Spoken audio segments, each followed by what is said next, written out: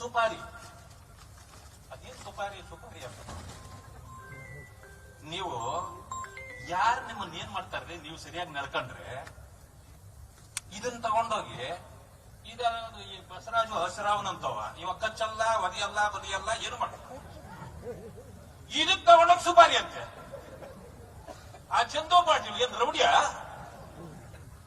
ಯಾರನ್ನ ಏನನ್ನ ಮಾಡಿದ್ದೀರಪ್ಪ ಚಂದು ಪಾಟೀಲ್, ಆ ಸುಪಾರಿ ಅಂತೆ. ಆ ಮಣಿಕಂಠ ಹೋಗಿ ಎದುರಿಗೆ ಚುನಾವಣೆ ನಿಂತಿದ್ದಕ್ಕೆ ಸುಪಾರಿ. ಅದ್ರ ನಿಮ್ ಎದುರು ಯಾರು ನಿಲ್ಬಾರ್ದ ಸ್ವಾಮಿ ಹೋಗಿ ಹೇಳ್ಕೊಂಡ್ರೆ. ಅದಕ್ಕೆ ನಾವ್ ಹೇಳಿದ್ದು ಗುಲ್ಬರ್ಗ ಇದೊಂದು ರಿಪಬ್ಲಿಕ್ ಆಗೋಗಿದೆ, ಸಪರೇಟ್ ಇದು ರಿಪಬ್ಲಿಕ್. ಇಲ್ಲಿ ನ್ಯಾಯ ಇಲ್ಲ, ನೀತಿ ಇಲ್ಲ, ಧರ್ಮ ಇಲ್ಲ. ಅವ್ರು ಹೇಳಿದ್ದೇ ನ್ಯಾಯ ಅಂತ ತಿಳ್ಕೊಂಡಿದ್ದಾರೆ. ಆದ್ರೆ ಇವತ್ತು ನಾನು ಹೇಳ್ತೇನೆ,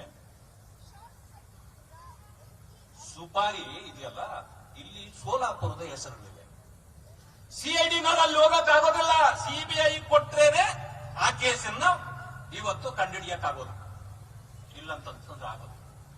ಅದರಿಂದ ಕೊಡ್ಲೇಬೇಕು. ಎಲ್ಲರೂ ಇಷ್ಟೇ ಕೇಸ್ ಹೇಳಿದ್ರು, ನಿಮ್ಗೆ ಎರಡೇ. ಇನ್ನೊಂದಿದೆ ಈ ಲೆಟರ್ ಅಲ್ಲಿ, ಹನಿ ಟ್ರ್ಯಾಪ್ ಅಂತ ಕೇಳಿದ್ದೀರಾ? ಹನಿ ಅಂದ್ರೆ ಬಹಳ ಸ್ವೀಟ್ ಆಗಿರುತ್ತೆ, ಅದಲ್ಲ ಇದು ಟ್ರ್ಯಾಪ್. ಹನಿ ಟ್ರ್ಯಾಪ್ ಅಂತೆ. ಆ ಮೊನ್ನೆ ಪೊಲೀಸ್ನವ್ರನ್ನೇ ಯಾರೋ ಟ್ರ್ಯಾಪ್ ಮಾಡ್ಬಿಟ್ಟವ್ರೆ. ಆ ಕೇಸು ಇದೆ ಇದರಲ್ಲಿ. ಈ ಸಚಿವರು ಎಷ್ಟ್ರೆ ಅವ್ರಿಗೆ ಬಿರುದುಗಳು, ಸುಪಾರಿ ಸಚಿವ, ಹನಿ ಟ್ರ್ಯಾಪ್ ಸಚಿವ, ಈಗ ಎಳ್ನೀರು ಮಜ್ಜಿಗೆ ಬಂದ್ಬಿಟ್ಟಿದ್ದಾರೆ. ಎಳ್ನೀರು ಮಜ್ಜಿಗೆಗೆ ಏ ಅಣ್ಣ ಇದೆಲ್ಲ ಬೇಕಾಗಿಲ್ಲ. ಆ ಡಿಗ್ರಿಗಳು ಡಬಲ್ ಡಬಲ್ ಡಬಲ್ ಡಿಗ್ರಿಗಳು ಮಾಡಿದಾರಲ್ಲ, ಅವ್ರ ಮನೆ ಹಾಳಾಗ್ತಾ ಇದೆ. ನ್ಯಾಯ ಕೊಡಿಸಿ ಬಿಟ್ಬಿಡಿ. ಅವ್ರು ಯಾರು 8 ಜನರು FIR ಹಾಕಿದ್ದಾರೆ, ಅವ್ರನ್ನ ಎಲ್ಲಿ ಬಜೆಟ್ ಇದ್ದಾರೆ ಆ ಪೊಲೀಸ್ನವ್ರಿಗೆ ಹೇಳಿ. ಅವರೆಲ್ಲ ಅವ್ರ ಹತ್ರನೇ ಇದ್ದಾರೆ ಈಗಲೂ. ನಮ್ ಸಿಟಿ ರವಿ ಯಾರು ಹೇಳಿದ್ರಲ್ಲ, ಈಗ ಪರಶುರಾಮ್ ಅವರು PSI ಯಾಕೆ ಸೂಸೈಡ್ ಮಾಡ್ಕೊಂಡ್ರು? ಚಂದ್ರಶೇಖರ್ ಯಾಕೆ ಮಾಡ್ಕೊಂಡ್ರು? ಸೂಸೈಡ್ ಮಾಡ್ಕೊಂಡಾಗ ಪರಶುರಾಮ್ ಯಾರು ಅಲ್ಲ, ನಿಮ್ಮದೇ ಸಮಾಜ, ನಮ್ಮದೇ ಸಮಾಜ.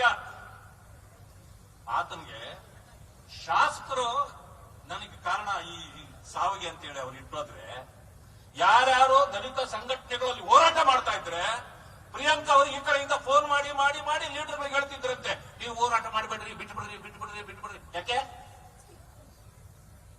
ಈಗಲೂ ನೀವು ಅದೇ ಮಾಡ್ತಾ ಇರೋದು?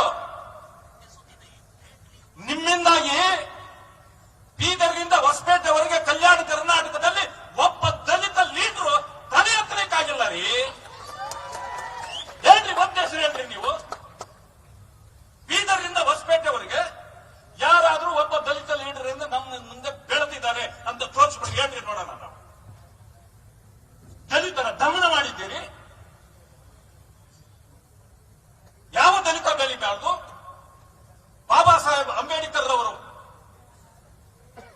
ನಮಗೆ ಮೀಸಲಾತಿ ಕೊಟ್ಟಿರೋದು ಬರೀ ನಮ್ಮ ಸಂಸಾರ ಮಾತ್ರ ಉದ್ಧಾರ ಮಾಡ್ಕೊಳ್ಳಕ್ಕೆ ಅಂತಿದ್ಯಾ? ಯಾರನ್ನ ನೀವು ಉದ್ಧಾರ ಮಾಡಿದ್ರಿ? ನಾನು ಯಾರ ಬಗ್ಗೆ ಪರ್ಸನಲ್ ಆಗಿ ಮಾತಾಡಕ್ಕೆ ನನ್ಗೆ ಇಷ್ಟ ಇಲ್ಲ. ಕೆಣಕಿ ಕೆಣಕಿ ನಮ್ಮನ್ನ ಮಾತಾಡಿಸ್ತೀರಿ. ನಾನು ಹೇಳಿದ್ದೇನೆ, ನಾನು ಬಹಳ ತಡ್ಕೊಳ್ಳೋನಲ್ಲ, ಇದಲ್ಲ. ನಾನು ಬಹಳ ಗೌರವದಿಂದ ಹೋಗ್ತೇನೆ. ಆದ್ರೆ ಕೆಣಕಿದ್ರೆ ನಾನು ಕುಣಕದೆ ಬಿಡೋದೇ ಇಲ್ಲ. ಅದು ನನ್ನ ಜಾಯಮಾನ. ಈಗಲೂ ತಡೆ ಹಿಡಿತೀನಿ, ಇವತ್ತು ಕೂಡ ಮಾತಾಡಲ್ಲ. ಇನ್ನೂ ಸಂದರ್ಭಗಳು ಬರ್ತದೆ ನನಗೆ ಮಾತಾಡಕ್ಕೆ. ಹೋರಾಟಗಾರ ಯಾರು? ಹೋರಾಟಗಾರ ನನ್ನ ಮೈಯಲ್ಲಿ ಹೋರಾಟದ ರಕ್ತ ಹರಿತಾ ಇದೆ. ಅಣ್ಣ ಏನ್ ಕಣ, ಒಂದ್ 2 ಹೆಸರು ಎಲ್ಲೆಲ್ಲಿ ಹೋರಾಟ ಮಾಡಿದ್ದೆ ನೀನು ಹೇಳೋಣ. ಬೀದರ್ನಿಂದ ಬೆಂಗಳೂರುವರೆಗೆ ಎಲ್ಲೆಲ್ಲಿ ಹೋರಾಟ ಮಾಡಿದ್ದೆ ನೀನು ಹೇಳೋಣ. ಹೋರಾಟ ಮಾಡಿರ್ಬೋದು ನೀನು, ಹೋರಾಟ ಮಾಡಿಲ್ಲ. ನಮಗೆ ಹೇಳ್ತಾರೆ ಬಿಜೆಪಿನವ್ರಿಗೆ, ನನ್ನ ಹೆಸರು ಹೇಳಿದ್ರೆ ಹೇಳ್ತಾ ಇದ್ರೆ ನಿದ್ದೆನೇ ಬರಲ್ಲ ಅವ್ರಿಗೆ ಅಂತ ಹೇಳಿದ್ಯಾ ನಾನು. ಏನ್ ನಿದ್ದೆ ಮಾತ್ರ ನಾನೇನೋ? ನಿನ್ನ ಹೆಸರು ಹೇಳೋದ್ ಮಾತ್ರ ನಂಗಿದ್ರೆ ನಿದ್ದೆ ಬರ್ತದೆ ಅನ್ನಕ್ಕೆ? ನಿದ್ದೆ ಮಾತ್ರನಾ?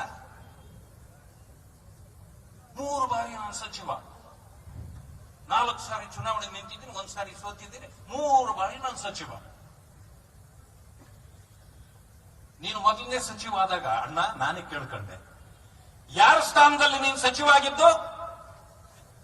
ಸ್ವರ್ಗಸ್ಥರಾಗಿರ್ತಕ್ಕಂಥ ಶ್ರೀನಿವಾಸ್ ಪ್ರಸಾದ್ ಅವರನ್ನ ರಾತ್ರಿ ಹೊರದಬ್ಬಿ ಹುಲಿಯ ಮುಂದೆ ಇಲಿ.